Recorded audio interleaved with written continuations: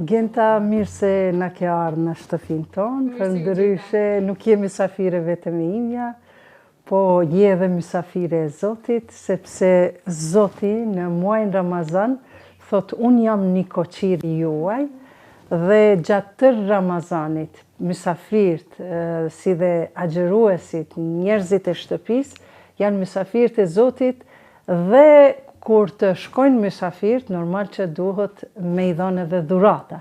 Prandaj shpresoj që Zoti do t'ju shpërblej edhe juve dhe kolekte juj që keni ardhur me bën një intervistë, kështu sa me u njoftu, sa me pi një kafe, pse jo edhe një syfyr me ëngër, një tryezë. Patjetër, ajo është qëllimi kryesor, pse jemi këtu. Të falenderoj shumë për gjithë pritjen e ngrohtë që na ke bëu sonte, edhe pse në orë vona na ke hap derën me e shiju bashkë syfyrin e parë.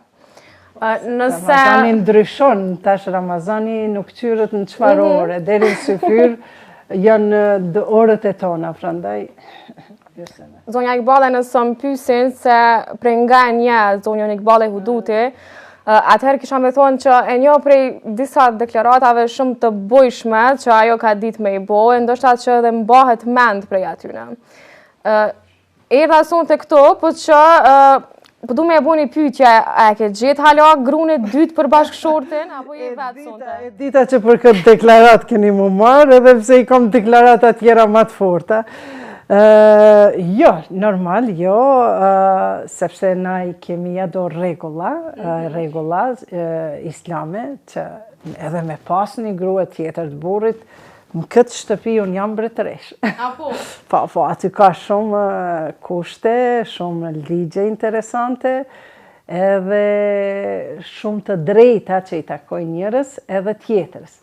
Por ajo ka qenë si solucion edhe është si solucion, jo për neve personalisht, sepse ne jemi gati 60 vjeçar, unë edhe bashkëshorti im, mirë po është si solucion, masi diçka është e lejuar nga ana e Zotit, pse jo unë e kam shkruajtur edhe në Facebook, se për ta ruajtur moralin e vajzave tona, grave tona shqiptare këtu në Kosovë sidomos, për të ruajtur nga shkurorzimet, është e mirë bigamia. Bigamia është një gjë e mirë, edhe pse te na nuk është e ligjshme, po shumë gjëra nuk janë të ligjshme, gjithashtu edhe komunitete tjera që janë